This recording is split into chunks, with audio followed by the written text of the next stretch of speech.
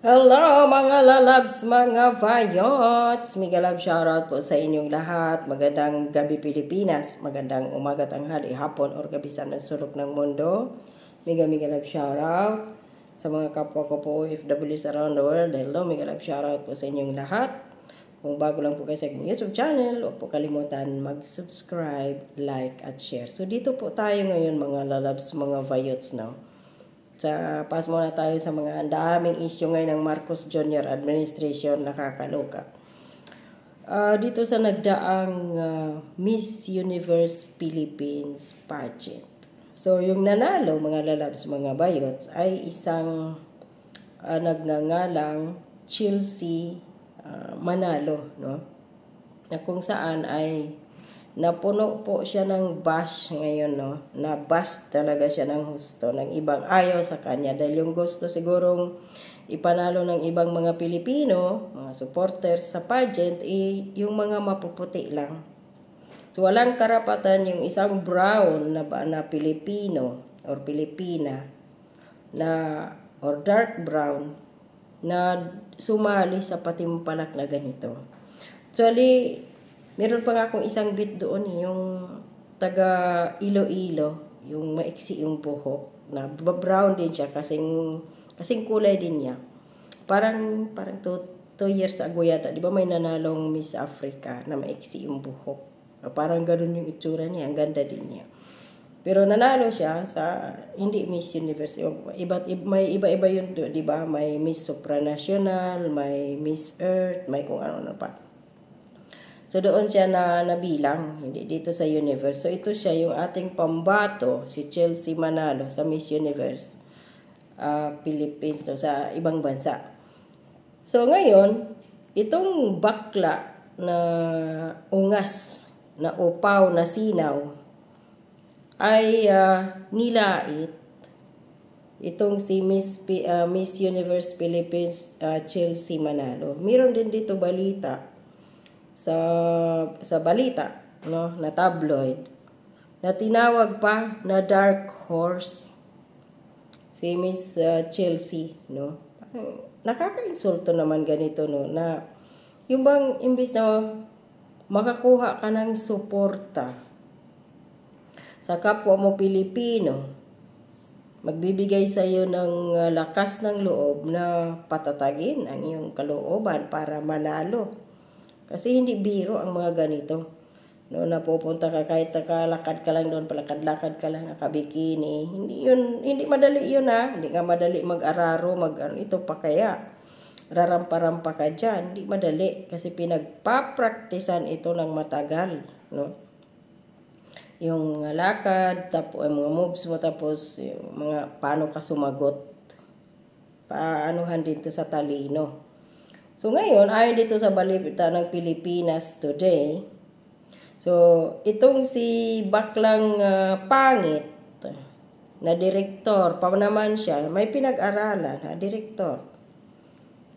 So, sabi dito, nagpahayag daw ng pagkadismaya ang writer-director na si Ronaldo Carvalho sa naging resulta ng Miss Universe Philippines 2024. Sabi niya, nagpuyat ako sa puro commercial na Miss Universe Philippines na yan. Tas, isang tinawag niyang balugang Miss South Africa look lang ang nanalo. Paanong nangyari yon? So, ito yung sabi ng isang pangit na direktor. So, dina-downgrade niya pati pala yung mga African or yung mga brown din, Latina. Dina-downgrade niya pala yung mga maiitim na sumasali sa mga pageants, hindi lang sa Miss Universe, may Miss World, may kung ano-ano pa dyan. Mababa pala ang tingin ng baklang direktor na to, writer, na pangit din naman sa mga tao or babae na may kulay brown or dark brown. Siya naman, hindi din naman siya maputi. Tingnan mo nga yung itsura niya.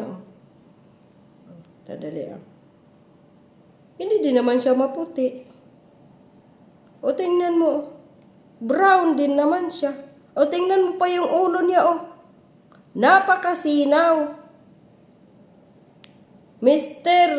Ronaldo Carvalho, tanong ko lang sa iyo, total laitiro ka din naman, so laitin din kita kahit hindi ako kagandahan. Ilang kilo or ilang lata ng duplex na floor wax or star wax ang inilagay mo din dito sa ulo mo para kumintab, para magmukha kang tao? Kung makapanlait ka sa Miss Universe ng Pilipinas ngayon, na pagkaganda-ganda, na kung susumahin, itong pagmumukha niya na to, puwit lang ng Miss Universe ngayon ng Pilipinas. Tas ang lakas ng loob, manlait, galit siya dahil hindi nasunod kung sino man yung beauty queen na yun na gusto niyang manalo. Hindi yun ang nanalo. So kasalanan pa ngayon nitong si Miss Universe, Chelsea, pangalan nito, Chelsea Manalo. Kasalanan pa niya ngayon na siya yung nanalo? Kasalanan ba ni Chelsea Manalo na Miss Universe? Kung nasagot niya yung tamang tanong sa kanya, kaya siya yung napili.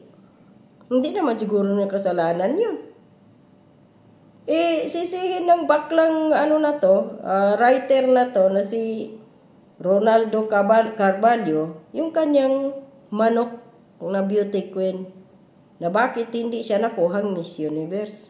Malamang hindi satisfied yung mga juror doon or yung mga judges doon sa kanyang sagot, kaya hindi yun napili. Porkit nagpuyat ka sa mga commercial ng Miss Universe, may karapatan ka na bang laitin yung isang contestant na nanalo? Magpasalamat ka nga Iayon mo naman, Mr. Ronaldo Carvalho, yung mukha mo.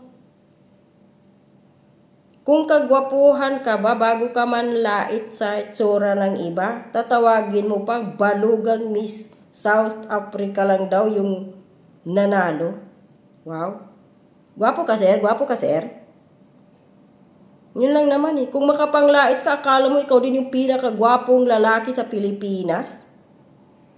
Diyos ko, yung ngipin mo nga din naninilaw. Tapos ang lakas pa ng loob nito, yung ulo mo nga Napakakintab na akala mo isang lata ng floor wax or star wax yung inilagay dyan at talagang pinasinaw. Na pagpatong pa ng langaw, dito. Tingnan mo tsura nito. Dulas langaw dyan. Pagpatong pa lang yan, kahit yung malaking langaw na tinatawag sa Mindanao, sa Bisaya na lagong, yung pinakamalaki, yung ganito nata yun Parang ganyan na kalaki. Dulas sa kanyang ulo dahil sa kakintab. Tapos ang kapal ng mukha, manlait sa Miss Universe ng Pilipinas. Ulitin ko, sir. Iayon mo yung itsura mo bago ka manlait dahil hindi ka kagwapuhan. Porket hindi lang nasunod yung gusto mong contestant na yun dapat ang manalo, laitin mo na laitin mo na ito si Miss Universe Chelsea Manalo. Yung mga European nga, nagbabakasyon sa kahit saang bansa para magpa-brown, magbibilad kung ano na yung mga pinagpapahid para bakit? Marami din namang mga Miss Universe sa Pilipinas na hindi naman organic ang katawan. Ng mga nagpaparitoki din naman. At umiinom ng glutathione, metathione, kung ano-ano dyan, basta kung anong klaseng thione para popote. So, hindi po yun organic. At least, ito si Miss Chelsea Manalo na Miss Universe ng Pinas, talagang very organic ang kanyang balat. Hindi siya umiinom ng kung ano-anong gamot para or magpapa-inject dyan para pumote. Proud siya sa kanyang balat. Ay, naku po, nakakaloka itong talagang itong si writer, director, sino pa pangalan ng animal na to? Si Carvalho, Ronaldo Carvalho. Hindi talaga nabibili, no? Kahit anong yaman mo, hindi talaga nabibili. Yung ugali ng tao. Wala eh. Naturingan kang writer-director, pero bastos ka.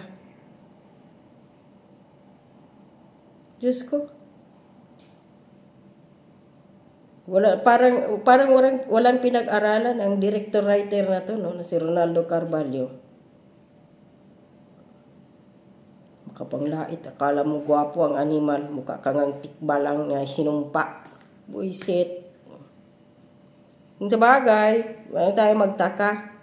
Kung maraming mga profesional na gagaya nito, laitero, na hindi naman kagwapuhan ang yawa, marami din namang mga politiko, mga may pinag-aralan dyan, mga kriminal, mamamatay tao, mga magnanakaw sa kaban ng bayan, lahat na, andyan, rapist, kung ano-anong ginagawa. May pinag-aralan yun, mga profesional ang mga yan. O gaya yan, profesional na itero, profesional din na, hindi naman din siya gwapo, pangit din naman. Kung tingnan mo muna yung sarili mo, Mr. Writer-Director Ronaldo Carvalho, manalamin ka muna bago ka manaway, ha? Bago mo pagsabihan na balugang South African look, yung nanalong Miss Universe. Tingin-tingin ka muna sa sarili mo bago ka manlait. Pangit ka din.